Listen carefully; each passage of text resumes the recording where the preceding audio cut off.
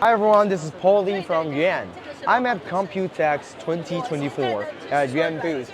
This demo is doing the robotic arm and AI IPC with NVIDIA Jetson. The solution you see right here is coming with 16 digital input and 16 digital output. This can do direct access and control to the robotic arm controller.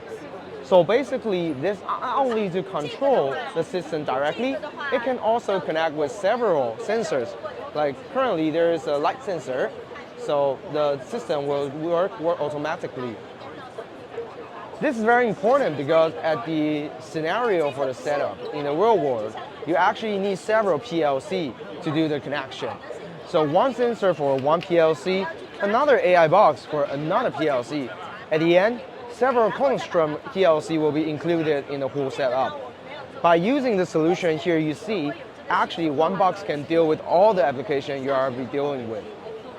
Besides, this can also running with several AI, allowing the robotic arm to do AI recognition and further for auto detection and automation in industrial use case.